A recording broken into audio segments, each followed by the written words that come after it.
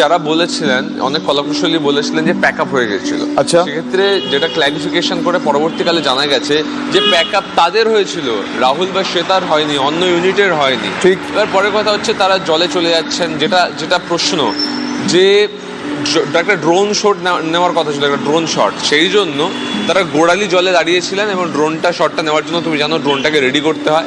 সেই মুহূর্তে রাহুল হেঁটে চলে গেছেন, এমনটাই কিন্তু বক্তব্য হচ্ছে ডিরেক্টরের।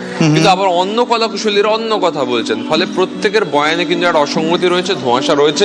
পুলিশকে এই রিডলটা সলভ করতে হবে। একদমই সুমন, ঘটনা একটা ঘটেছে একইভাবে, এবং সেই ঘটনা যেভাবেই ঘটুক না কেন, রাহুল অরুণোদয় বন্দ্যোপাধ্যায় সমসাময়িক অত্যন্ত গুরুত্বপূর্ণ একজন অভিনেতা, লেখক, এবং তার অন্যান্য পরিচয় রয়েছে। সেই রাহুলের এই মৃত্যু ঘটনা একটাই। আমি আরো একবার এই প্রশ্নটা করবো সুমন, এতগুলো বয়ান হবে কেন? কারণ প্রত্যক্ষদর্শীরা তো একটাই ভিজুয়াল দেখছেন, সেখানে এতগুলো বয়ান কেন সেখানে প্যারালালি এক্সিস্ট করছে? এই প্রশ্নটা কি উঠছে না সুমন? ডেফিনেটলি এই প্রশ্ন উঠছে, প্যারালালি এই প্রশ্নটাও উঠবে যে একদিকে তো যেমন পুরো ঘটনা একাধিক ফাঁক ফোকর খুঁজে পাওয়া যাচ্ছে, বয়ানে অসঙ্গতি রয়েছে এখনো পর্যন্ত, যে বিবৃতিগুলো সামনে এসেছে। পাশাপাশি এই শুটিং ইউনিট তারা যখন কাজ করতে গেছিল, তারা কি সেখানকার সেফটি প্রোটোকল মেনে কাজ করছিল? সেখানে কি অ্যাডিকুয়েট এইভাবে এই কোনো দুর্ঘটনা ঘটলে যে ব্যবস্থা নেওয়া উচিত তার জন্য পর্যাপ্ত কোনো আয়োজন করা ছিল? লোকাল থানা এবং স্থানীয় প্রশাসন তাদের কাছ থেকে কি সঠিকভাবে লিখিত অনুমতি নেওয়া হয়েছিল? এবং অনুমতি নেওয়া হয়ে থাকলে তাদের যে প্রোটোকল সেটাকে মেনটেন করা হয়েছিল? পাশাপাশি যে কলাকুশলীরা রয়েছেন, টেকনিশিয়ানরা রয়েছেন, বলা হচ্ছে 7-8 জন টেকনিশিয়ান মিলে তাদেরকে উদ্ধার করেন, পরে জানা যাচ্ছে নুলিয়া নামাতে হয়েছিল। এই সব বিষয়ে একাধিক অসঙ্গতি থেকে যাচ্ছে। ডিরেক্টর বলছেন যে আমরা শট নিচ্ছিলাম, শটের ফাঁকে রাহুল সেটাকে নিয়ে একটু এগিয়ে যায়। যখন এগিয়ে যাচ্ছে তখন কেন কেউ আটকাবে না? এত বড় সেট, এত বড় ইউনিট, এতগুলো মানুষ, তুমি জানো ফেডারেশনের নিয়ম আছে কতজন টেকনিশিয়ানকে কাজ করতে হয়, তারা কেন এগিয়ে আটকালেন না?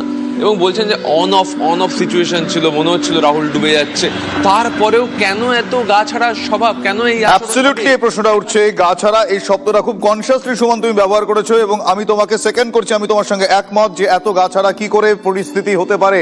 খুব সহজে বিষয়টা ছেড়ে দেওয়ার মতো নয়, তার কারণ বেশ কিছু বক্তব্য সামনে এসেছে, আমরা দেখেছি রাহুল অরুণোদয় বন্দ্যোপাধ্যায় এই মুহূর্তের এই সময়ের অত্যন্ত গুরুত্বপূর্ণ একজন অভিনেতা ছিলেন বলতে হয়েছে, তার কারণ গতকাল থেকে রাহুল অরুণোদয় ব্যানার্জি আর নেই। শুটিং চলাকালীন তার মৃত্যু হয়েছে, এবং সেই মৃত্যু যে সমস্ত প্রশ্নগুলো সামনে আসছে আমরা অবশ্যই সেই প্রশ্নগুলোর উত্তর খোঁজার চেষ্টা করব। ইতিমধ্যেই আর্টিস্ট ফোরামের তরফ থেকে যারা যারা সেখানকার সদস্য তারা কিন্তু নিরপেক্ষ তদন্তের দাবি করেছেন। একটা মেগা সিরিয়ালের শুটিং চলাকালীন একজন অভিনেতা, অত্যন্ত গুরুত্বপূর্ণ একজন অভিনেতা, যে কোনো ক্রু মেম্বার যে কেউ হন না কেন তার নিরাপত্তা সুনিশ্চিত করার ব্যবস্থা কোথায় ছিল? শট চলাকালীন দেখা যাচ্ছে তারা এগিয়ে যাচ্ছেন, সেখানে আটকানো হলো না কেন? একটা ঘটনার এতগুলো বয়ান ব্যাক টু ব্যাক পাওয়া যাচ্ছে কেন? তাহলে কোথায় কোনো গাফিলতি ছিল, ধোঁয়াশা, রহস্য, অন্য কিছু? উত্তর সময় বলবে।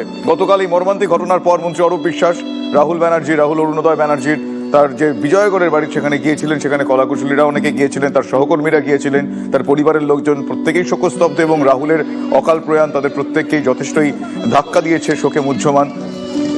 এই মুহূর্তে আমরা প্রিয়াঙ্কা সরকার, অভিনেত্রী প্রিয়াঙ্কা সরকারকে দেখতে পাচ্ছি প্রেমে। তিনি গিয়েছিলেন গতকাল, রাহুল অরুণোদয় ব্যানার্জির স্ত্রী প্রিয়াঙ্কা সরকার।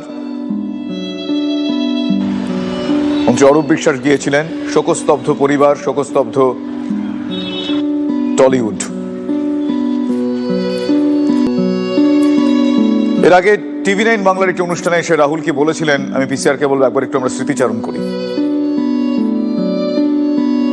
আসলে রাজনৈতিক দলগুলো এখন যে জায়গায় পৌঁছেছে, তারা যে কথাই বলেন কিছু না কিছু আশঙ্কা হয়। মানে এর আগের ভোটে আমার সহকর্মী বাবলু আমাকে জিজ্ঞাসা করেছিল, এই যে দাদা সবাই বলছে খেলা হবে মানে কি প্রচুর মারপিট হবে? হয়তো রাজ্য সরকার সৎভাবেই বলেছিলেন, কিন্তু আজকে যে মনোভাবে রাজনৈতিক দলগুলো দিনের পর দিন যা কিছু করছে তা এতটাই সাধারণ মানুষের স্বার্থের পরিপন্থী যে তারা কিছু বললে আতঙ্ক তো হবে, সেটা স্বাভাবিক। জালি ভোট, ভুয়ো ভোট এবং রিগিং, আমি রিগিং এবং বাংলাদেশি ভোট এটাকে এসআইআর দিয়ে আটকানো যাবে না, কারণ এটা হচ্ছে এমন একটা বিষয়, এখানে মানুষের ভৌগোলিকভাবে সামাজিকভাবে এত একে অপরের মতন, সেটাতে মানুষ নিজে এগিয়ে না আসলে এবং লোকাল লোক নিজে এগিয়ে না আসলে আমাদের পক্ষে, শুধু সরকারের পক্ষে, ওই যে নবারুণ ভট্টাচার্য বলেছিলেন সরকারের পক্ষে কোথায় কখন বিস্ফোরণ হবে এখনো আন্দাজ করা সম্ভব নয়, ঠিক তেমনই চেন্নাইতে কোথায়, চেন্নাইয়ের উপকূল দিয়ে কোথায় শ্রীলঙ্কা থেকে উদ্বাস্তু আসছে ধরা অত সহজ হবে না।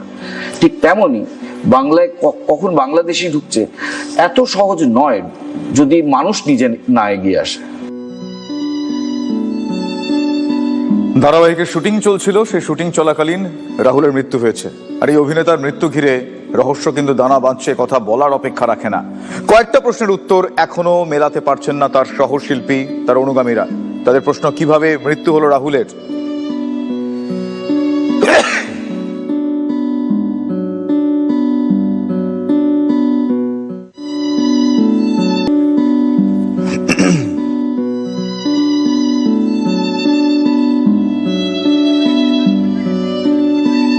রাহুল অরুণোদয় ব্যানার্জি, গতকাল শুটিং চলাকালীন রাহুলের মর্মান্তিক মৃত্যু।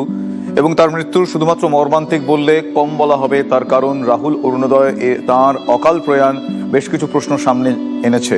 শুটিং চলাকালীন একটি মেগা সিরিয়ালের শট চলাকালীন রাহুল অরুণোদয় ব্যানার্জি কি করে জলে তলিয়ে গেলেন, সেখানে একটা ইউনিটে আপনারা জানেন কতজন থাকেন এবং নিরাপত্তা ব্যবস্থা যথেষ্ট থাকে এবং থাকা উচিত, আমরা আমাদের দৃঢ় বিশ্বাস এক্ষেত্রেও ছিল।